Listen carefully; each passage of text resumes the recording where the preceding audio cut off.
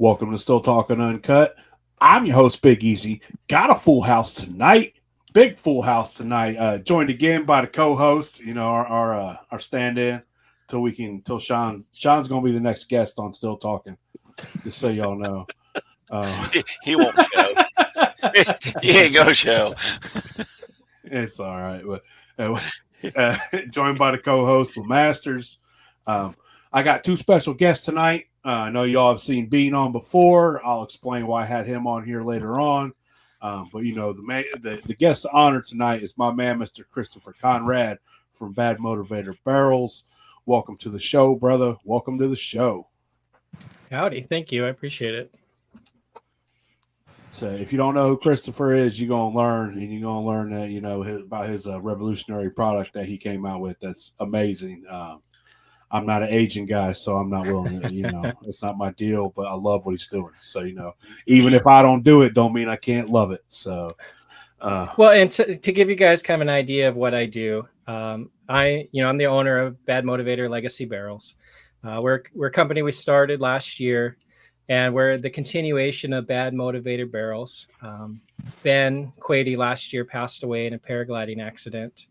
And I've taken over and I've created a new entity to continue on his legacy. And that's kind of where the legacy part comes in. Ben was a really interesting person. He was one of those folks that was always striving to find the next thing. So one of the things when he got into distilling that he quickly saw is that the barrel options that we had at the time were really limited. And like if you wanted to age in a small volume, the barrel options just weren't there. And he and I sat down one day and we tried to figure out how long it would take for us to fill a full-size 53-gallon barrel. And the answer was about a year. And realistically, me and him doing the same recipe over and over again for a year doesn't sound like a lot of fun. It's not a lot of fun. And, and for most people, you're talking about, hey, I'm running an average a 20-gallon still for most people. A little bigger, a little smaller, but yeah, it's a lot of work to fill a big old barrel. Mm-hmm. And it's like at the time we were running a 13. It's that's going to take a heck of a lot of time. That's a lot of work, Right. But that's exactly it. It doesn't sound like a hobby. Yeah, if you've ever run a 100-gallon still, it ain't a whole lot more work to run a 100-gallon than a 10-gallon. It's just a little bit more time, but not a whole lot more work. I think the fermentation is the hard part. It's like as you scale, going from a 5-gallon fermentation to a 55-gallon fermentation, it's not a 1-to-1. No, it's not. It's a little different. That triple scale becomes your friend and helps you learn and adjust. So, so you were talking about the gentleman who had started Bad Motivator, right? So that was Ben. So he passed away last July, and and so the thought was behind the barrels was, how can we take a 53-gallon barrel and make it smaller? Because as a barrel gets smaller, there's this, you'll see it on our website all over the place. We talk about the surface to volume ratio, and that's the amount of wood that is in contact with that amount of liquor. And as the barrel gets smaller, the wood ratio gets larger. So you'll oftentimes hear things like, with this 1 liter barrel, you can have 5-year-old liquor in 5 weeks. Yeah. I mean, you can't, no, it don't work that way. Yeah. I don't believe it's possible to replace time. No, and time is one of those elements in spirit aging that you just can't replace. I'm a firm believer of that. But it's one of those things like I'm sure he was thinking about. You see everybody chasing. They call it rapid aging. I call it rapid flavor, rapid color. Yeah. And they're chasing that with the small staves, the chunks, the spirals, and just even like you said, people get these one liter barrels, and even the small 5-gallon barrels. People are within a year they want liquor within a year, so people are chasing this fast, quick. And I believe bourbon's one of those things that you have to just let it do its thing, man. No substitute for time. You can't rush perfection. You know what I'm saying? Yeah, exactly. Well, like even look at places like Texas. So they've got extreme temperature swings, and especially with those little 5-gallon barrels, they're seeing 8, 9, 10 months out of them, and that's the maximum that they can keep them in there before they start to get too tannic. And that's really the limiting factor that we have with barrels, is when there's too much oak contact, it starts to extract the oak tannins, and that's the limiting factor for us to continue aging. So if you look at some of those larger barrels, especially if you get into Europe and you start looking at like hogsheads and puncheons and larger size pipes, you're going to see the maturation times increase. There's some Scottish distilleries that are getting 18, 21, 23, 25 years out of the larger size barrels because they have that lower surface to volume ratio. Now you see it like the areas you was talking about, how Texas has that big swing to where it's just so hot in the summer and they get chilly in the winter. But it's so different. Like up where we're in Ohio. So like our summers, 90, 100 degrees, our winters, we get in the negatives, no problem. And it was wild to see, like they each did a 5-gallon barrel, same thing, rum. One kept it down in Texas and one took it up to West Virginia, which is really close to where I'm at. So his climate and all that is real similar to mine. And it was just wild to see the color difference and all that, personally, because you hear about all the time. People talk about, well, we're here, like, in our area, they talk about this Kentucky, Ohio, West Virginia area, as premier aging, because of our huge giant swings, and it's always ups and downs. Like hell, we're 70 degrees yesterday. We got down into the 40s, 39 last night. It's going to be 90 degrees on Friday here. So it's a lot the same here. Today it was 96, 97, and this morning I think it was 44. So pretty wild temperature changes. So it's nice for making liquor. Well, and it also depends on what style of liquor you're trying to recreate. If you're one of those Scottish distillers and you're looking to replicate a Scotch style whiskey, you're going to want more of a temperate climate. So like Washington State, somewhere where the temperature is really stable most of the year. Yeah, I would imagine with that stable temps, it's not, it's just even and not so much, the pushing and the pulling and the temp changes and all that. Right, exactly. That really helps get that color and richness into your bourbon that a lot of people look for. Well, it'll still get the color, it'll still get that richness. It's going to take longer. So that goes back to that. That goes back to that whole conversation of, like in Ohio, maybe you can only get 5 years out of a full-size barrel before it starts to become tannic. Yeah. Well, maybe in the Pacific Northwest, you could get 7, 8 years out of it. I know of a distillery over on the Oregon coast, and because they're on the coast, they have a really stable temperature, and they're shooting for 8 years right now, which if you go back to back to Texas, if you go back to Texas, the idea of aging a bourbon for 5 years is just not real, or for 8 years just isn't realistic. Now, explain the barrels, and you talked about the concept on how to recreate a giant barrel into a small barrel easily without it being an entire barrel. Right. I guess if that makes sense, Right. Well, and so that goes back to Ben's original ideas.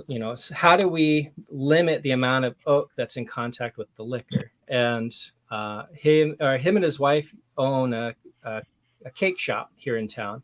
So he's been exposed to a lot of like commercial restaurant supplies. And one of the things that he found was a Bon Marie pot. So here, let me grab one. Here's a bourbon. So this is a Bon Marie pot. And this one right here is 1.8 gallons.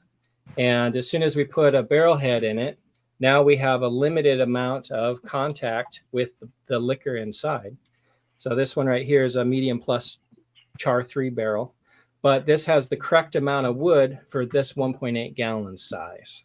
So essentially, and if somebody was explaining it to me so I could easily understand it, you took a 53 gallon barrel and you sized it down to where it is the same exact wood to liquor service ratio in that small barrel.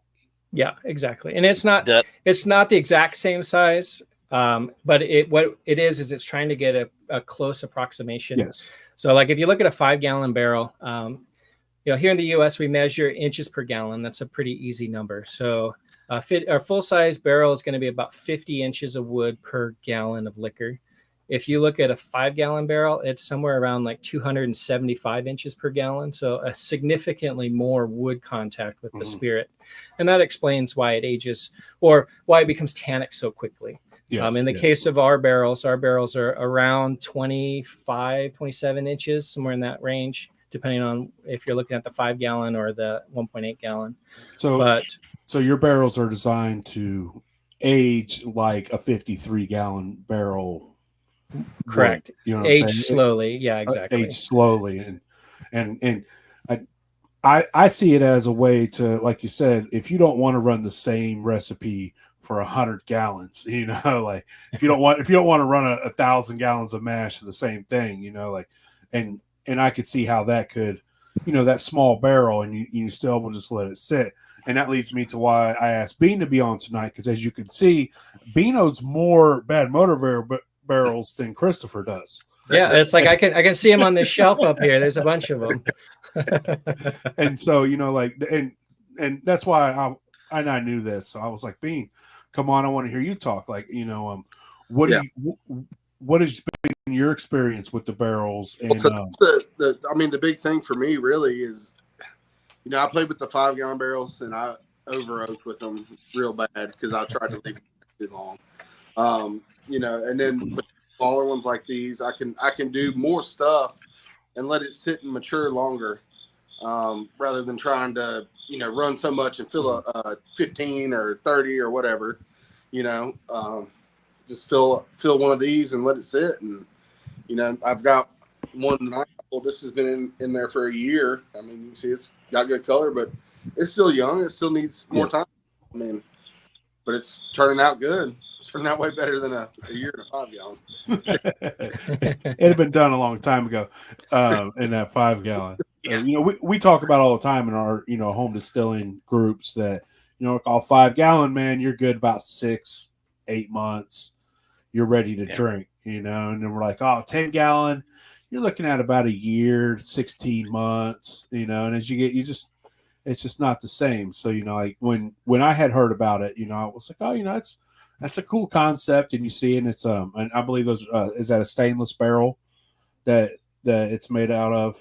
Yeah, it's a stainless steel bombery pot from a restaurant. I just want to hear you say it. No, fair enough. Well, and part of it is the stainless is inert, so it doesn't interact with the liquor. Yep. And it allows the wood to have contact, and that really the stainless to just sit there and hold the liquor. Same reason why we use it for distilling. We don't use aluminum. It's the same reason why beer kegs are made out of stainless. All the same reason. It's just you could tell they were stainless. I just wanted you to hear. Had to let you know. So yeah, no, I appreciate that. I do. Now, Bean, when you're with the barrels, do you find that you're you're able to expand your horizons a little bit more, because it's like, oh man, I don't have to run so much. And when you started them, was it you had a much smaller still? Which was another factor, because like Chris was talking about, if you're running a 10-20 gallon still, well, one of those, a bad motivator barrel, whether it's the what sizes do you have in those, Chris? So the small one that I just showed you guys is a 1.8. And then if you look up on Bean's shelf, I can see it. He's got a 5-gallon up there in the corner. Okay. You picked that one up at the jam, didn't you, Bean? I got the 5-gallon before the jam. Okay. I got a sugar maple barrel at the jam in 1.8. Oh, so you have different, I'm going to say, flavors of wooded barrels. So I'm always experimenting. So, I'm a craft distiller just like you guys. So I'm always trying to find that next flavor and see how I can integrate it into one of my mashes. So that being said, I am always trying to find new sources of wood just to play with and release it to the community to let you guys play with it along with me. Like we did a small run of Amburana barrels. We did the maple. I did cherry. I did some barrels that were full cherry, but I also did some barrels that were a hybrid. One of the issues with the cherry barrels is they get like a really strong, like almost Robitussin like cough syrup. Cough syrup like flavor. And that really wasn't the profile that I was looking for. So we came up with the hybrid. Actually, I've got one down here. So you can see in this hybrid barrel, you see this really dark brown line. So that's cherry. And then this particular barrel has 2 cherry staves. There's another one down here at the bottom, but normally they just have a single cherry stave in them. And that's going to give a much more fresh, fruity character as opposed to that really dark cherry note that you get. Cherry down. Nice. Yeah, absolutely. Well, and some of it was I was working with a distillery out in Ohio that does Japanese style spirits. And what they had asked me for is they asked me for a Sakura barrel. So Sakura is the Japanese cherry blossom. So it has a really light, delicate cherry note to it. And we were trying to replicate that flavor profile. And that's kind of where the hybrid barrel came from. Do you got an Applewood? I wish. Will you ship me some Applewood so I can make some barrels? And the biggest part of Applewood is that there's really not a commercial industry for apple lumber. Mm-hmm. And that being said, a lot of the trees that are available just aren't of the quality that I need to be able to use them to make barrels. I live in Apple Valley, man. Let me see what I could do. Yeah, if you can find me some straight Applewood that's not all knotty. I mean, I would love to make some barrels. Another one that I've been really looking for is mulberry. So if you guys run across anybody with mulberry lumber, I really want some mulberry to play with. Nice. So what do you look for, Chris, whenever you're getting wood? Does it need to be cut to a certain dimension or anything like that? If I'm talking with a sawmill, what I'll ask them to do is I'll ask them to cut it to 5/4. So that's 1.25 inches thick green. And then once I dry it, it'll go down to about 1.16 inches, 1.125 inches, somewhere around there. And that'll leave me enough fat so that when I plane it, I can get 1 inch thick barrel head. Okay. So Tyler asked if you use quarter sawn lumber or quarter and riff. There's a big depends there. So the French oak that I'm bringing in is all properly quarter sawn.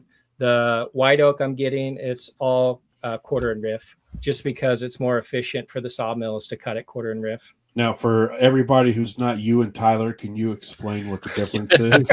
We would greatly appreciate it. Yeah. So if you think about a log as a circle, and the log's going to have medullary rays. So those are the rays that start at the middle of the tree and work their way out to the edges. So a quarter sawn lumber is going to be cut along those radial lines. Okay. And so that's going to give you a less efficiency when it comes to sawing the tree, but it gives a better product. And so I'm going to get a little sciencey here, and I'm sorry, guys. Do you think, man? We love that. Well, so one of the reasons why we like using white oak is because it has this chemical property in it called tylosis. And the tylosis gets inside the pores of the wood, and it's what prevents the liquor from coming out. And that's why white oak has historically been used for wet barrels or for liquid storage, is because of its ability to hold in more liquor. So as an example, I had a friend that had done a maple barrel recently, and they got about a year out of it before they lost about 60% to angel share. And this is a full-size barrel. I've got another one, Garrison Brothers down in Texas. They did one out of pecan, and they lost the entire barrel in 2 years. So 100% loss in 2 years. Both of those woods are not great for making barrels. If it would have been white oak, it would have been a better product. So even if you quarter saw those other trees, you're still not going to get the same quality and properties that you get from white oak. I mean, there's a reason why it's used. Yeah, absolutely. If there was something better, they would use it. It's saying like when there's multi-billion-dollar companies, and that's all. It's what they use. I don't want to say all, but it's what they use. there's a reason why they haven't gone to something else, Like, well, but some of it too that I think is really interesting is that barrels don't make good containers. They really don't. They're terrible containers. No. But the only reason that we use them is because they're an ingredient in our liquor. So to make proper brown spirits, and again, there's a whole lot of buts here, but for properly aged spirits, I think it has to be done with white oak. I'm a white oak guy, and the American white oak. To me, that's what I like the best. The American white oak. Just keep it simple. I'm not big on aged liquor. I like it clear, but if I'm gonna do it, just keep it simple, man. There's no reason for me to change it or to any of that. Just keep it like it is, man. Because that's the way it was grown, JJ. That's the way it was grown. Fucking JJ. Well, it's like there's a reason we don't use red oak because it's not the same. Some things just ain't the same, man. You gotta go with what you know, and that's how it is. So, so with red oak, it's just going to give off a different flavor, right? Well, so red oak's not going to have the same tylosis. It's not going to have the same properties that we want from the white oak. So it's not going to create as good of a barrel. The other aspect of it is there are some trees in the red oak family that are said to be poisonous, or at least they're said to be sensitive for people. So people have sensitivities to some types of red oak.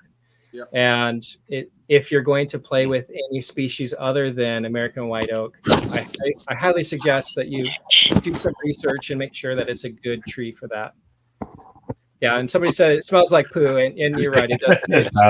It smells terrible. That's awesome. So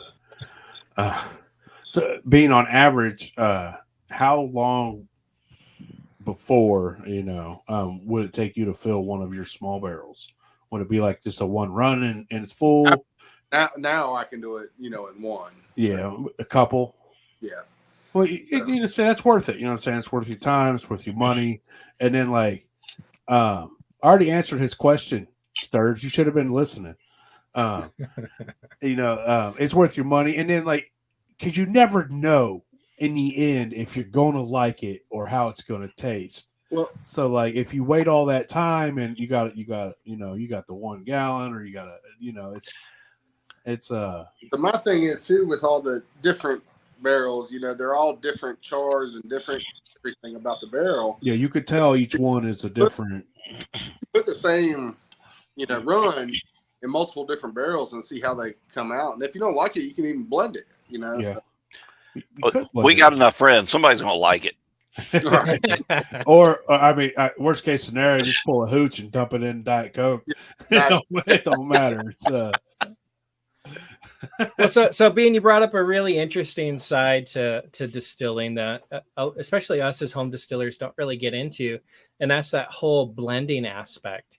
When you look at these larger producers, some of them have 10,000 plus barrels, so they're going to go through and they're going to try to find their brand profile, and they'll take one barrel and be like, this barrel has a little too much cherry in it. They'll pull up another barrel and be like, this one has a little bit too much caramel. If we mix the two together, then we're going to be closer to that profile. And then they'll just continue to mix in these giant vats until they reach that profile that they're looking for. So, there's this whole other aspect that a lot of, especially new commercial distillers are very surprised to come into. And one of the advantages of our barrels is it allows them to put down several small barrels and come back and blend them later. Nice. It's like you said, as home distillers, we don't do no blending. Look, man, we want it to taste the best we can right off the still because that's what we're most proud of. Our blending, our experience in blending is when we're making mixed drinks or creating, cocktails with our moonshine. We are we're blending and mixing in. But like you said, you see places like AM Scott and Troy, for example. They do blending. They get big barrels in. They take it this month and they have parties. Yeah. come up with new blends, and so they blend it all together, and they make their own blend and they produce it. And so I can see how if you are a place that is mass producing and you're filling up, these bad Motivator barrels. If I was wanting to like try something, like, oh well, I want to see what this tastes like with this, I'm more inclined to purchase, a small to see if I like it before I'm like, oh man, yeah, let's go on ahead and sink all the money into a 53 gallon barrel of that, and then we're going to blend it with this. So I could see how, as a small distillery, it could be a lot more financially savvy on your part to get a small 1 gallon barrel or one liter barrel or whatever, or even a 5 gallon. Right. Well, and so you kind of hit it on the mark with the micro distilleries. Is a lot of these guys are weekend warriors. They're just like us, going out there and working on the weekends. So putting down a 5 gallon barrel every weekend is realistic. Putting down a 53 gallon barrel could take months for somebody like that. Oh yeah. So, having, now that we've got the 5 gallon barrel option available to them, now they can actually put all that effort into a reasonable size. Cause 5 gallons, that's like 24 bottles. That's a pretty decent size amount of liquor to put down for a weekend. Yeah. Yeah. Oh yeah. And, for most people, even at your small distilleries, not even your micro distilleries, just your small distilleries, that's side jobs because they have to work regular jobs because there's not enough money to be made in selling legal liquor unless you're Jack Daniels. You got to have something else. You know what I'm saying? And so we're like, it's just different. Yeah. Well, and like you said, once you go over to the legal side, things get infinitely more complex and infinitely more expensive. I've got several friends that are in the process of starting distilleries. I saw Sturgeon's post. I mean, like, one of the biggest hurdles to get over is the fact that you have to have a bonded warehouse for a year before you can start producing liquor in it. So that means that you have some commercial space, because it can't be your house. So you've got some commercial space that you're presumably renting for a year. Like Ohio. Yep. Yeah, that you can't do a thing with. It has to be fully set up, ready to go. Right. It's got you got to have the still on the floor, but it better not run liquor through it. I would think the most difficult thing is having enough money to get started. Like, you have to be able to finance this venture for a year before or even have a chance of making any money on it. Yeah. Right. You got to be able to live for a year while it just sits. Right. Absolutely. And you can't make a dime out of it. You're right. It's not until you get that license. And like in the state of Oregon, we're allowed to have industrial liquor licenses. You can't tie an industrial liquor license to a commercial distillery property if it's being processed. I mean, we're seeing Bents go through that right now. You know what I'm saying? We was there in April. We were there 5 months ago, and you know what I'm saying? He just got his still in, and he's still in the works. You know what I'm saying? He's trudging forward, but you know what I'm saying? He's had this place since before April, but he's since April he hasn't been able to make a dime off of it, but it's still there, man. And every distillery I talked to, they say that they're 6 months away from getting their license, and they say that for about 6 to 8 months before they finally get some progress, and it goes into being processed. Yeah, like, I didn't know if Sturge was going to run liquor or Bents was going to open for business first. That's a good inside joke that a lot of us just got. It's Sturge hard on that one. All right, anyways, back to what we're talking about. Got to fix the leaks first. Yeah, that's right. So Bean, what was your which one's your first barrel? Like, do you have them up there in a certain order? Yeah, the first one's right there above my head, right there. That's got actually the Amanda Palmer. That's what I got that's in the glass right now. So it's Amanda Palmer, Victory Malt, and Red Winter Wheat. Nice. That I had in that one. After you filled one, was you like, bro, this is the shit? Oh, it didn't take, That's usually how it goes, man. When especially when you're in this game, man, and you find something you enjoy, you're like, bro, I'm gonna get these for they're gone because it seems like every time I come across something I enjoy, whether it's a good juice I like to use or a good ingredient I like to get, it's like it discontinue that shit and it disappears. It's like I know when I start liking something, it's gonna disappear. So I just I buy it all up and it's like, why do you have 20 things of that juice in the barn? And I'm like, look, you just worry about the juice you could drink in the house, man. Don't come out here. You don't want to know. That's $100 for the. I know it is. Okay, just go back inside. We'll get along a lot better. Yeah, that's definitely how it is. I'm on his email list, and when I see him post something or get an email in, if it's something weird, I'm like, all right, I'm gonna go ahead and buy it. Bean's old lady's out there blocking Chris's email on his email, like no more for Bean. Bean's got enough.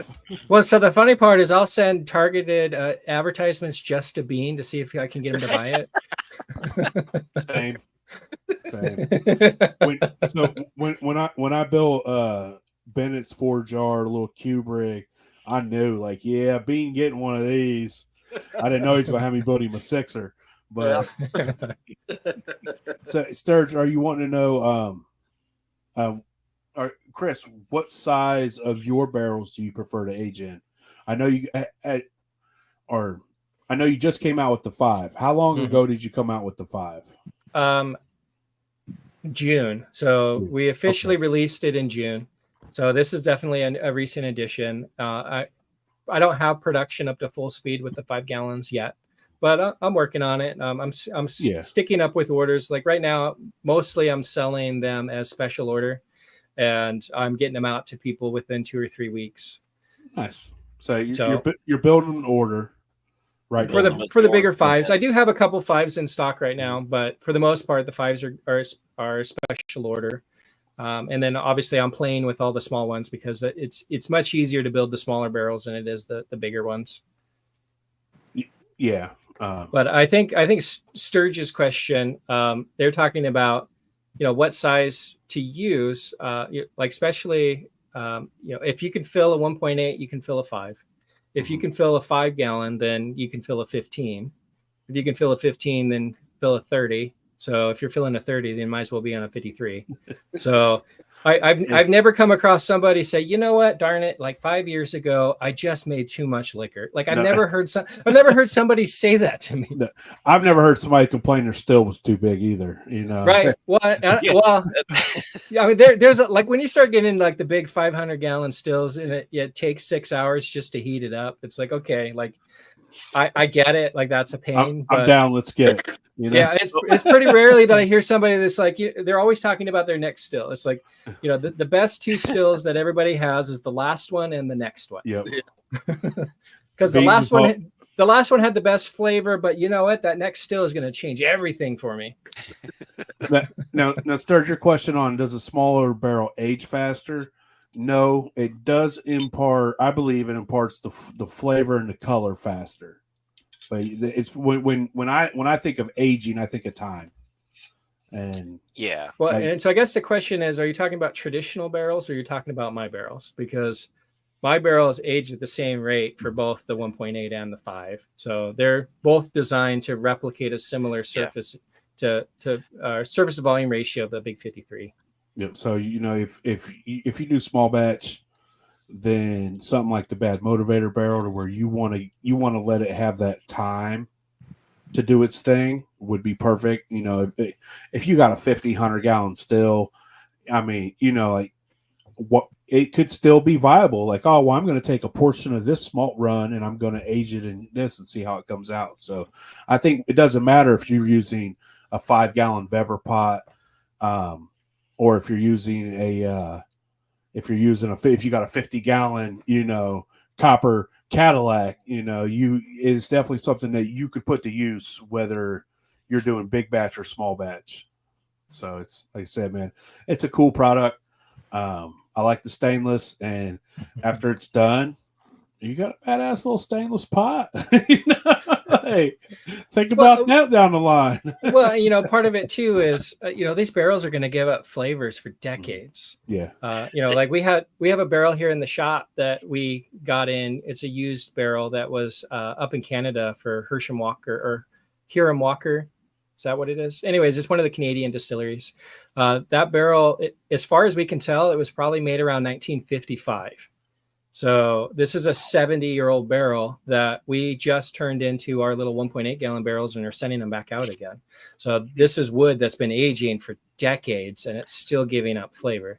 It might not be bourbon, but it's still giving up those beautiful nuanced flavors that you get from oak. I was getting ready to ask Ed, how many uses can you get out of your barrels? I mean, it's kind of Which, how long's it? Well, and it goes back to how long is a piece of string. So it really it depends. So one of the things I do have on my website is I have these recharge kits, and basically it's just a little wooden stave that you can toast up or char, whatever you want to do to it, and it'll inject more of that fresh oak flavor if that's what you're going for. And that's more for the bourbon style producers that want to make bourbon over and over again, is that they can charge it with a little bit more oak just to get those caramels, those sweeter notes that you get from a fresh barrel. Yeah. So you can continue to use these over and over again. Yeah. Okay. Nice. So Chris, I noticed, I went back and watched the video series on YouTube of you guys, the step-by-step, how you make them. Mm-hmm. A lot of steps. Like, I mean, how long does it, if you just sat down and said you were going to make one barrel, like how long would it take you all the way through to do one barrel? I guess the question is, there's a few steps that you have to wait. So if you're not counting the time that you're waiting, it's about 100, or it's about an hour of actual action. Okay. So it takes about an hour to make a barrel, but also, especially after we toast the wood, we're going to let it sit for 4 to 6 hours so it can cool off, so that when we join it, we don't end up with wonky joints. Right. And it's like when we char it, we're gonna set the char by spraying it with water, and then we're gonna let it dry before we put it in the wax machine and wax it. So there's a process to it. So normally we'll do it over 2 days, but it's about an hour of actual labor. Yeah, I just noticed when I was going through watching all the steps, I was like, wow, there's a lot more to it than I thought there was. So go ahead and plug your YouTube channel. What's the name of your YouTube channel, Chris? It's Bad Motivator Legacy Barrels is the YouTube page. And on there, I just have our latest video. But if you go to my website, badmotivatorbarrels.com, you'll see there's a build series. And the build series has the entire step-by-step on how to build barrels. And this really goes back to Ben and who Ben was. He really wanted to, give these barrels to the community and say, look, I made this amazing thing. Why don't you make one too? And in the beginning, he didn't want to start a business out of this. He just wanted to give the distillers a better barrel option. And after a while, a bunch of people were saying, well, I don't have the tools. I don't have the talent. I don't have the time. Will you just make me one? And that's where Bad Motivator Barrels came from, is that he just started making them for his friends on the Home Distiller Forum. And after a while, he realized that there's enough people that are interested in these that he should probably start selling them. So Ben's original design, if you go on Home Distiller Forum, his original design is from 2015. I've got the first Bad Motivator barrel here in the shop. It was made in November of 2015. Nice. And I'll show you guys. There's a lot that we've learned over the last 7 years, 8 years. I bet, just like anything else, man, whether you're just now learning distilling, you're learning how to shoot a basketball, or you're creating a new revolutionary product, man, there's going to be hiccups along the way. You're going to learn a lot about your failures and you're going to learn from your successes. You know what I'm saying? It all depends on if you got what it takes to keep plugging along when that failure kicks you down. Like, are you just going to quit, or are you going to be like, I got to keep going, man. I got to get it right. I got to get it right. So, it's definitely, there's always hiccups along the way, man. So like we're all glad that, you've stuck with it and fought through and do what you do. Ain't nobody more glad than Bean, as we can see.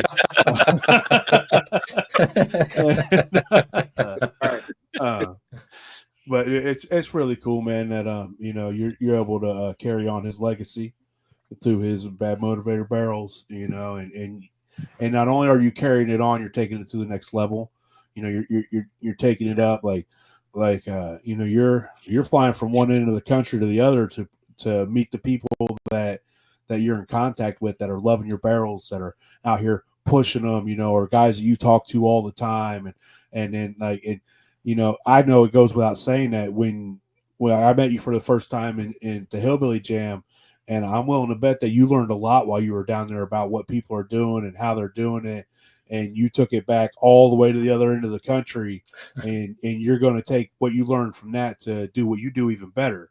And that's what we do. You know what I'm saying? That's what we. Oh, we yeah, have, absolutely. we got the Farm to Bottle Festival next week that we're going to be at, and there's going to be 50 moonshiners there. And I tell you, man, we're all going to learn a lot from each other. Now, you better write it down because you might not remember it, but we're going to learn a lot. So. And it's really cool, man. So, welcome to the community, Chris. It's a pleasure to have you, brother. Well, thanks. I really do. I do appreciate that. I really do. Well, and it was really interesting meeting because I've interacted with several home distillers over the years, and I've kind of had my own little corner of folks that I've interacted with. We all do, Yeah, well, it's like you guys all know, like Jesse from Stillet. So I've been pretty well integrated with his community for quite a while, and then also, I was one of those screen scrapers where I would watch a home distiller forum, but I wouldn't really participate in it. Mm-hmm. And now that I've crossed over and I've met the moonshine community, it's like one of the things that really blew me away is just how warm and open the community was. Well, and I think some of it has to do with Maggie Valley, and it's just a magical place where the people there are just so warm, and it just creates this really amazing community for us to really explore and experiment in, and to really push what we consider to be great liquor. And not saying that there aren't some assholes that like to all themselves. I'm right here. Yeah. But for the most part, man, it's like a big family, and you can count on one another. And what I like most about it, like when we first started distilling, me and Phil Billy first started distilling, there was nobody to get feedback from. There was nobody to be like, hey, try this. It was him and me, like, yeah, it tastes fucking good. We're hammered. You don't know. You know what I'm saying? Like, you get a buddy come over, try this. Hey, man, nothing tastes as good as free. You know what I'm saying? And especially if somebody gives you something for free, you ain't going to be like, Well, and so, like, you really nailed a really interesting aspect to home distilling is that oftentimes we don't interact with other home distillers. So when we have the opportunity to have somebody else try our stuff and be like, give me honest feedback, like don't like the worst thing that you can do is tell me it's good. Right. We don't lie to each other. Yeah. Well, no, absolutely. Well, and that's one of the things I have in the shop too, is I'll have people that drop in from time to time. They're like, here's a jar. Like, what do you think of it? And it's like, it's terrible. And here's why. And this is what you need to change this is how you're going to fix it. Well, because I didn't have that person in my life that really gave me that direct and honest answer. So I try to go out of my way to make sure I give people a very honest answer and give them some ideas on how to experiment and push it further. Part of it is, people show up and they're like, hey, I got this jar for you. And it's like, okay, well, I'll taste it, but I don't need another jar. I'm like, all right, thanks for the jar. And it goes in the barn. Somebody ends up drinking it, Well, and some of that is I give it back. It's like I appreciate this. This is an honor that you're going to give me something that you put so much effort into. However, I don't need it unless I really like it. I'm like, oh this is. Oh yeah, well, I'm keeping this. I'm keeping this. Yeah, fair warning. Don't go to his barn. Here, try this. Try this. That's how. Hey, when you go to a shiner's house, that's how it should. Like if I was at Beans right now, I would have already sampled every one of those barrels. And we'd be sitting over there, and I'd be like, "What's this? What's that?" Right. You know what I'm saying? Like we would both be tripping over the rugs by the end of the night. Yeah, it's like once you get past 6, like I honestly believe, like I'm able to sample 6 spirits. Like after 6, I'm just they're all good. It's just good. Yeah. Yeah. Like I don't remember. I don't know. I don't remember. It's good. Sounds like Farm to Bottle. So, Bean, what's your favorite thing about the barrels, man? As a consumer, as somebody who fills the barrels, who puts his hard-earned money into them, like Are you satisfied with them, and what do you love most about them? Yeah, my favorite part is just that I can feel so many of them. You know, I don't have to dedicate myself to one thing. I can do multiple things, or if I want to do one thing multiple different ways, I can. You know, and it has time. I don't need it to be there like where I need to drink it or whatever right away. If I can just let it sit there and do its thing for a year or two, that's perfect for me. You know what I mean? So just let the time that it allows you, because, you know, like with that 5-gallon that I ruined, it was all because, you know, of the rug situation. When I tripped, it should have came out, but you know, I was hobbled up in the house and couldn't walk. So shit happens, you know. It's been there for, you know, 4 more months than it should have. But at least you only wasted 5 gallons instead of being like, damn, this 53 went too long, or you know, like, oh, that's, or you know, you pull a hooch and make green whiskey because you didn't clean the barrel out. Had a mold infection, let it sit, took it out, it was green. We're like, you made whiskey absinthe, bourbon absinthe, try it. You know, we're all like, try it, tell us what it tastes like, try it. Yeah, Knowing damn well, like, you should not try that at all, but we're like, put some Diet Coke on it and get you a drink. You know? Yeah. You won't die, we promise. It's been killed. Anything bad that's been killed by the alcohol, you're good. Right. Yeah, it's true. I mean, it's absolutely true. I know That's sometimes I'll have people that let their barrels mold, and one of the things that they can do is they can just fill it full of, you know, like 190 proof, like really high proof liquor, shake it around, try to get all the loose bits out, and it'll kill the mold. And then at that point, they can reuse it again. Now, I know some people don't do like citric acid, like a citric acid bath inside, so you can also, you know, kill the mold inside with citric acid. Well, there's kind of more of a preventative though. So like usually what you'll do for like a barrel preservative is what I sell it as, but it's citric acid and Camden tablets. And so the sulfur from the Camden tablets will, in addition to the acid, will help protect the barrel from getting moldy. It also keeps the wood sweeter. Now, are you saying like if you got a barrel and you used it and you're going to use it again, but it's going to be a while, is this something like you should fill it up and store it full of your preventative or whatever, what'd you call it, that you sell this product, right? Yeah, the barrel preservative. Well, and on my website, I'll tell you how to make it too. It's like, look, make it yourself. Here's the recipe. If you need help, here's a package. Yeah, and that's what I always tell people. Like, if you can do it yourself, do it. But if you're just not sure, then pay me to do it for you. You know, like, hey, I always like, hey man, build it yourself.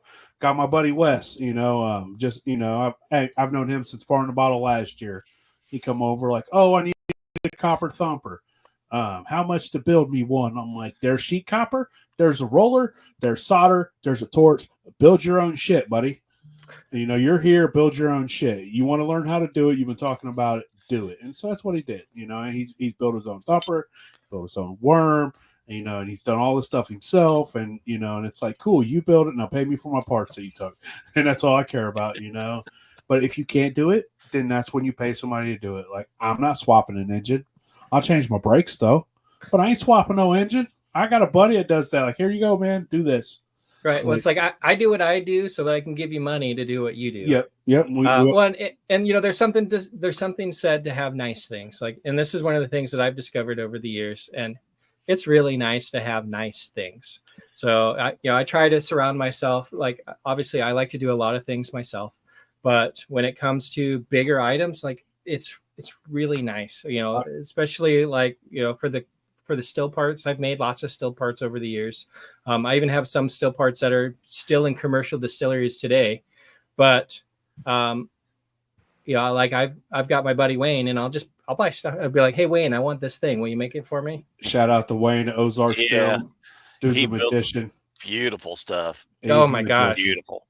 Yeah. Well, and it's clearly an engineer, because it's like, it's flawlessly technically accurate. Like, it's beautiful. Like, so he built this shocker for Phil, and looking at it, and like, it's got a bend where the sight glass is that you would think it was bent, like it got dropped, but nah, man, he bent it like that Dude, it's just amazing. And then I drew a bunch of dicks all over it because it was Phil's, and everybody signed this shocker head. And it was so vulgar that old Wayne had to take it down because the kids couldn't see all the stuff on this shocker head that all of his shiners wrote on there for Phil. But yeah, you need something like out of the box, and you want it to look amazing, dude. You need to hit up old Wayne. Oh yeah, Wayne's the man, absolutely. So yeah, I've got one of his shockers. I've got a 4-inch shocker that I use. Well, and I don't have any of you guys played with the shocker before. I haven't. So one of the biggest things that I've discovered is that I can turn it on and I can use it to compress my heads and my tails. So I'll get a wider hearts cut out of it. So like significant, like somewhere around like between 5 and 10% larger hearts cut. Like it's a significant amount of alcohol recovery. Yeah, it's absolutely amazing. If you guys get a chance to play with one, I highly suggest you do. I see it having a similar action to a deflameter. Yeah, similar action to a deflameter. You know, it's a little different, but you know, same concept. You know. Sure. Well, and you know, I could run it above my plates, and I could use it to load my plates like a deflag. Yep. But again, I'll just run it right on my pot, and then it'll just be like pot, deflag, and then my column, and I'll just use it, or I'll only turn it on for the heads and the tails. I'll leave it off during the hearts run. Yeah, and that's exactly how a lot of people run those deflags. You know, they like you said, they compress their heads, they compress their tails, and so like I said, it's an amazing product and it's beautiful. I don't know if Wayne has a website. Yeah, it's ozarkstillworks.com. I think is his website. That's what I figured. Just go check his things out. What he's built, you'll be amazed. And if you got questions, hit him up. Wayne's good dude. I said that though. I like people know I talk good about him. Yeah, well, and it's like he made these funnels. Have you guys seen them? So he made these copper funnels, and he sent me one. He's like, you know, you want to check out this funnel? I'm like, hey, can you make me like 50 of those? Yeah. so I've got them on the website. They're pretty amazing. Right? Like, dude. Well, and they're just infinitely useful. Oh, yeah. Like I spill so much liquor pouring jars into cylinders and all that. Matt was over at my house one day, and I put the little screw lid on there and dumped it in there, and he's like, dude, that's fucking genius. You know how much liquor I spill? And I was like, yeah, that's why I got them, because I spill so much liquor. Because jars are shit to dump out of. You know what I'm saying? It's like they're all right to drink out of and to store shit in, but like they're terrible to dump when they're full. When they're half full, they dump easy. But when they're full, they're terrible. And so I just got tired of wasting liquor. So and I think some of that is like that's just distilling in general. It's like all you're doing is taking liquid from one bucket and pouring it into another over and over again. Yeah. And you're correct, Joe. He makes an awesome whiskey thief. Also, his whiskey thief is I've got one. Yeah, it's on the wall back here. Now, when you were first testing these bad motivator barrels, were you with Alan Bishop? Were you with? Did you do any? Did he do any testing of your barrels? Oh, I mean, Alan has done some. Yes. Not early on. So Alan's been playing with our barrels for the last year or so. Okay. Well, that's what I'm talking. I didn't mean like early on, like when you really started to explode. Oh, right, yeah. So that was that was one of the things. Because I remember seeing that's where I first seen him was with when you were with Alan when he was still with Spirits, French Lick.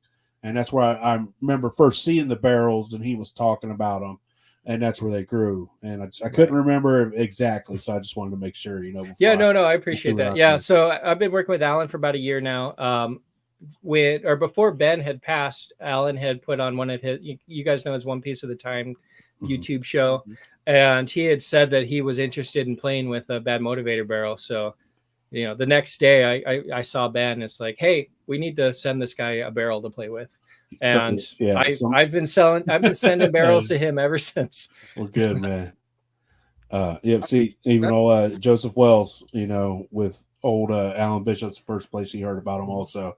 I said that's where it blew on the scene. So you definitely did the right thing, because anything Alan backs, we all don't even have to second guess. You know what I'm saying? He's just one of those dudes, like he'd tell it like it is, and it's like if I was to try something and I'm like, this product's terrible, I'm not gonna lie, you know what I'm saying. But if I'm like, dude, this is cool, this is amazing, you need to get one of these, and so I think it really helped. You did the right thing, you know what I'm saying, by knowing your audience and how respected he is in this community. So well, and so Alan's a really interesting character because he has his foot in so many different communities. yes, So because he's got a foot in the craft distiller community, he's got a foot in the moonshiner community, he's got a foot on like the commercial side in the commercial distilleries, and so he's kind of this middle point, this nexus for all of us to interact with each other. It's pretty amazing meeting him, and he's a great dude. Oh yeah, he's a great dude. Well, we hammed around actually JJ was there too. We did the veterans workshop. What was that, JJ? Like August timeframe? No, it was before then. May timeframe, something like that. Anyways, we did a veterans workshop in Pennsylvania, and Alan was one of the key speakers, and we had an opportunity to ham off and go play around. Actually, one of the things that we came up with, we found a 1700s recipe for it's like a colonial rye recipe. And we made it. I think we made almost 500-gallon mash of it. So enough to fill a barrel. So we actually filled a full-size 53 out of it. You're talking my language. All right. I know we're getting on in time. But before we go, I wanted to talk about, so I have a peach brandy candy. You can get my candy at sweettoothmemories.com. They run a boozy line. There's a lot of names on there, whether it's Tater, JT. I know old Bennett Peach has a peach candy on there. But that's not in the boozy line. Ben's has some in the boozy line. And so they had a bunch of, they had whiskey and moonshine and bourbons. And so I was like, dude, I want to do a brandy. They don't have a brandy. And, and I make an okay peach brandy. And so I'm like, I contacted her after talking with Tater, and she's like, you do this little thing, you send her what you got to send her, and then she makes a candy with your alcohol in it. So, and it's really cool that you can, that a product like that's out there, like it ain't nothing big, it ain't nothing special, but it's just cool to be like, hey man, you want to try some of my peach brandy candy? It's made with my own personal moonshine, my own small batch peach brandy. I do that. This is what I do. And so, like, if any shiners out there, if you're interested in having your own boozy line of candy, get with me. I'll hook you. I'll just give you her name, just message her on Facebook, and be like, "Oh, Big Easy told me," because that's what I did. I was like, I was talking to Tater, and she's like, "Oh yeah, this, and that." Boom. 3 weeks later, I got a peach brandy candy out there. I said, my next one I'm doing is going to be a banana brandy. That's my next one. I'm going to try to have it come out with that around Christmas. So if anybody's got any questions, feel free to ask. I'm an open book. I don't keep nothing from nobody.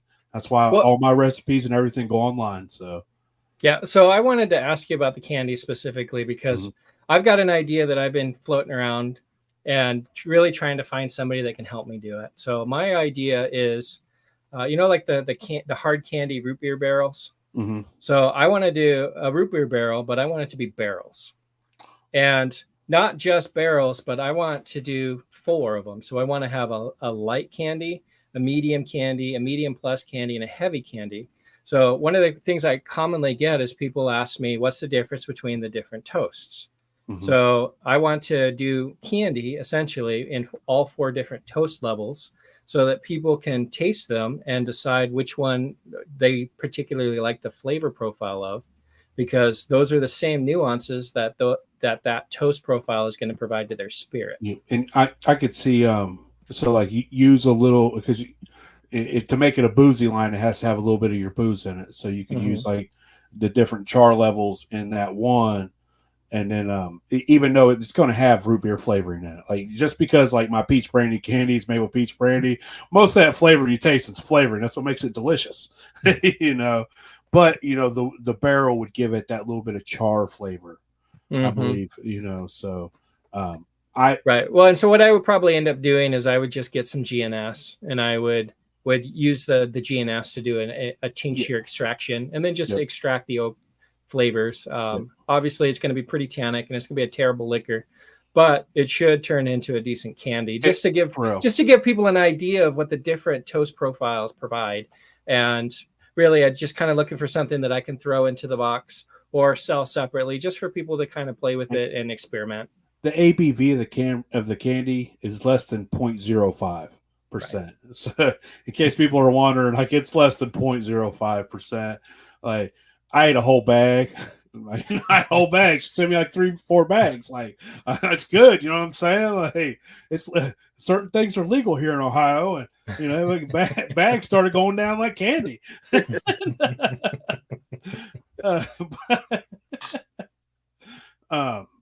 Hey, that's a great concept, Chris. Like I said, you're on TikTok.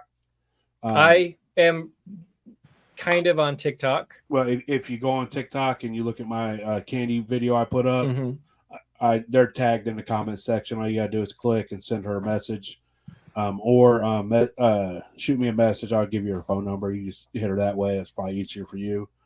Sure. But anybody's got any questions, man, let me know. Super simple. It's awesome. She's an awesome lady, and she makes a great product, man. I know she'll be at Farm to Bottle in case anybody's there. And I heard the great Bennett's going to be at Farm to Bottle. Oh, look, say his name and he shows up.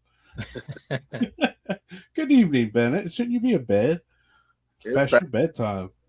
Past bedtime. All right. Anyways, Matt, thanks for sitting in, man. You got any questions for Chris before we leave? Well, so actually, I had one more thing I wanted to chat about before we hopped off. Some of it was I wanted to talk about oak, and specifically, I wanted to talk about not all oak is the same. So when it comes to white oak, like where the tree is grown is important. So the more northern you get a much denser oak. If you go south, you get a much softer oak. So you can kind of play around with how dense or how soft the oak is, depending on what state it comes from. But another aspect that I wanted to bring up too was that we outdoor air season our oak. And part of the reason why we air season our oak is because it draws those tannins out. So remember how we had talked earlier, the biggest limiting factor on how long we can age a liquor is how long it takes for that oak profile to start overtaking the spirit. Yeah. And by drying out those oak tannins, it's going to get rid of that astringency. So that's that bitterness, that's the sharp bite on the side of the tongue. And so Ben's idea was always buying the highest quality oak possible. So we've set our standard at 4 years. We try to only have 4-year-old oak. And like even I just brought in some French oak, and I brought in 4 and 5-year-old French oak too, just so that we can really temper that profile. So these guys, I see it all the time, especially on the forums, where somebody says, "Hey, I had a tree that came down in my backyard. Can I use it to age liquor?" And my answer is always going to be, how long do you want to age it? Because that tannin profile is going to be what limits your ability to age. And if you can break it up, the French call it moraines. It's basically just like chop it up into firewood and stick it outside and let it age as long as you can get away with, because that's going to give you a much better oak profile in the end. Season your wood.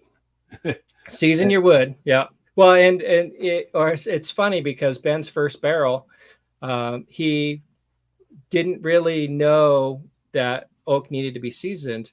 And so he thought white oak is white oak. So he went down to our local Home Depot and bought some white oak and made a barrel out of it. And, this barrel's 9 years old, almost 9 years old. It's like almost 9 years old now. And he would unleash it on people. So he would give them samples and then he'd just hand it to them, wouldn't say a thing. And then they would try it and they're like, "Oh, this is really good." It's like, no, that's terrible. It's like, don't lie to me. Let me give you something better. But it goes back to that comment you had. It's like knowing where you started so that you can figure out how to move forward. And it's learning from our mistakes in the past. And I know it happens to all of us. Like, you can tell me something 100 times, but if I do it once, I'll remember it forever. Oh yeah. You make that mistake, especially that mistake costs you money. You kind of remember it a little better. Like, it's hard to forget when you lose money. Like, damn, One that got away. Well, but you know, how many times are we going to dry fire our elements? You see it all the time, man. You see it all the time. Yeah, well, even then, it's just like, you know, don't dry fire the element. Don't dry fire the element. Don't dry fire the element. 2 minutes later, gosh dang it, I dry fired the element. I need a new element. Right. Well, that's and that goes back to the same thing as hydrometers. As long as you have a spare hydrometer, you'll never break one. The rule of twos. It's the rule of twos. You know, but if you got one, man. I better hope your shake skills are on par. So, well, it's like JJ will appreciate the whole, you know, 2 is 1, 1 is none mentality that you get from the military. It's like if you don't have a backup, then you just don't have one. Yeah. Right. That's how it goes. You know, you got one pump, it's gonna die on you, and it's just you're gonna be like, oh shit, I'm out. What do I do? Yeah, well, you're back to lifting buckets again. Yeah, but when you well, I was gonna say when you start doing 55-gallon drums, I mean, lifting buckets is a feat. Yeah. Oh, dude. Yeah. Hey, you know, 40-pound bucket adds up. It adds up quick. You know, one after another. Like I remember watching Big Chuck. They was hand dumping. Their pump went out. You know, and they was hand 5-gallon buckets into that big old tote. It was the size of a tote, 275 gallons all night long. And I'm like, bro, we had to turn that still off. And been like, see you tomorrow after we go to Harbor Freight. And, you know, I'm sure a big part of it was TV, but even still, you know, like he was like, dude, we worked our ass off. And I was like, I bet you did, man. Fuck that. Fuck that. I'm doing something. And then I told him how he could have fixed it afterwards. And he's like, bro, we didn't even think of that. They had that box and it was leaking. I was like, man, you got that good red clay mud down there, man. Why you didn't send Joe Boy inside that and slap it in your seams? You know, you pass it for me. He's like, oh, dude, I didn't think about that. And I was like, you never do until afterwards. And that's from the the armchair quarterback watching at home. Like, I ought to put some mud in there. No, I wouldn't have. I'd have been bailing fucking buckets just like he was. I ain't gonna lie, I've done it the hard way. Well, and that's it. You know, the funny thing is the largest fermenters that I use now are 30 gallons because that's as big of a bucket as I'm willing to pick up. Okay, nice. They get heavy, that's for sure. I don't even ferment at home anymore, but I do a 65 or we did a tote once, and you're just looking at it like, holy shit, what do I do with this thing? And then you make it, you just let it sit. Like when they get that big, you just let them sit and wait for them to clarify and then pump off the top. And then the bottoms, you're like, I'm not straining that. Like I was looking at 300 pounds of apples. Like, yeah, that 20 gallons of liquid in the bottom could go in the back of the yard. I'm not going through that. So, yeah, I'm a big brandy producer. That's what got me into distilling was brandy. So nice. What's your favorite brandy to make? I make apple. So I came into distilling through winemaking, and it was really interesting coming in through winemaking, which is highly technical. And you know, the concept of winemaking is to get the highest quality fruit you possibly can. And you try not to ruin it. Yep. Like that's winemaking in a nutshell. Keep it clean, keep it sanitary, and just try to pull out all those fresh fruit notes. And that was one of the favorite things that I had about winemaking was trying to figure out what flavor the wine was missing and try to accentuate it. So it not overpower it, just try to give it kind of push it in a certain direction. But once I switched over to the beer side, it was very much, if you don't like the flavor, just throw more stuff in, which don't get me wrong. I know there's a lot of nuance to beer. There really is. But that mentality of if you don't like the flavor, you can just add more and ratchet it up. It was really at a loss to me. And that's what kind of got me into the apples. I started making apple cider around 2000. Good hard cider, man. 2008. Yeah, 2008. Well, and really it was more of an apple wine style. So I would take the apples, I'd add sugar to it, and then I'd ferment it dry, and then I would put it in a bottle, and it's apple wine. And I had a batch of apple wine that went bad, and I said, well, I've already made a mistake, so what can I learn from this? And that's kind of one of the mentalities I've had throughout my life is I've already screwed up, so how much can I learn from this screw up? And taking a bad batch of apple wine, I said, well, shoot, I'm going to make a still. So, ran in the house and I stole my wife's crock pot, went down to Home Depot and got some copper tubing. And 20 minutes later, I had a homemade still. And I knew nothing about cuts. I knew nothing about distillation techniques. It's just like, we're going to make something. And that first liquor I made was terrible. Like, if you find somebody that says the first liquor they made was good, I found a liar right there. I'll tell you, man, we was drinking tails and everything. It's on video. We're just dumbasses. We didn't care. Right. Well, we didn't know better. And so, I made this really terrible liquor, but I had enough success that the following year I said, you know what, I'm going to save some of this apple wine aside. I'm going to distill it. And so I made a proper still and went on the Home Distiller Forum.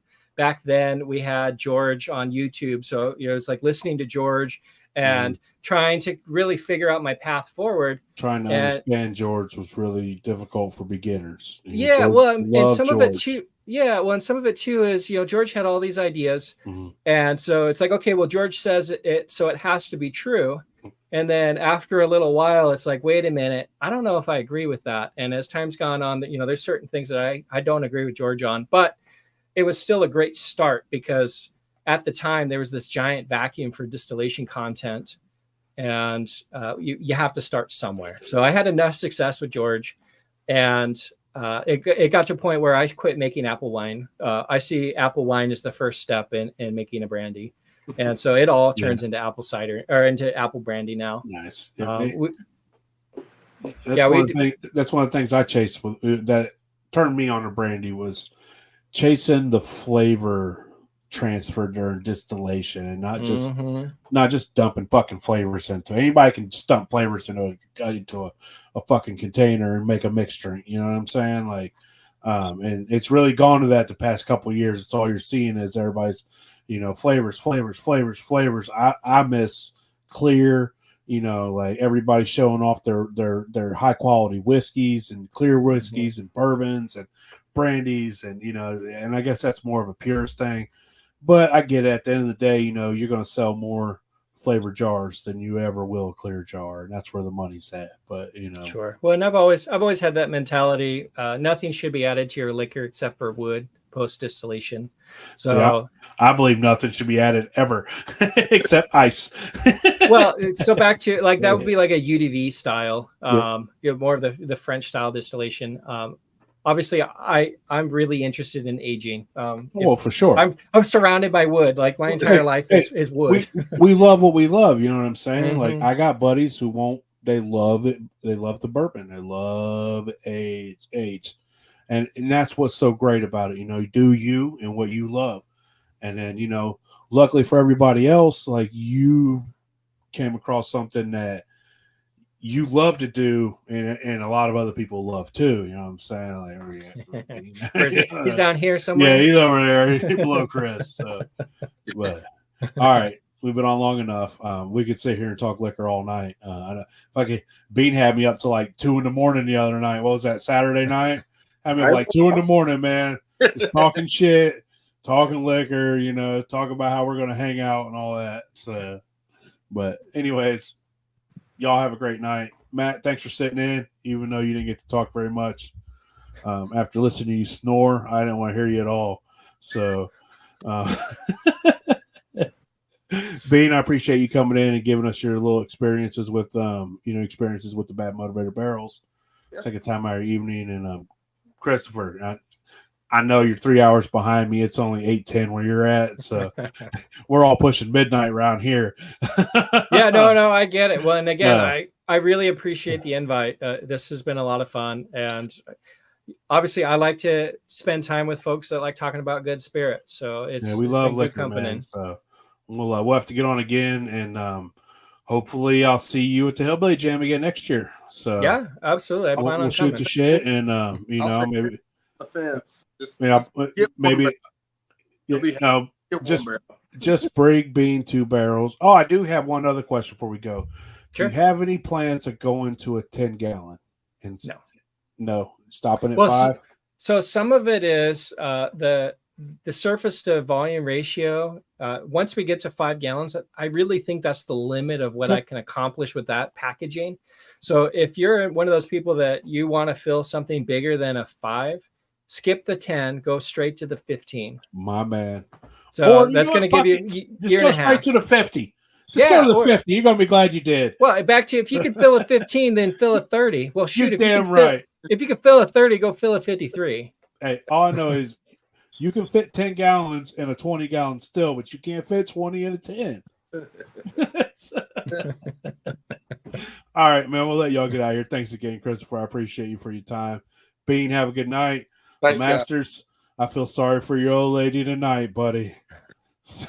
Hopefully she's got her earplugs. We love all y'all. Have a good night. All right. Take care, guys. Thanks.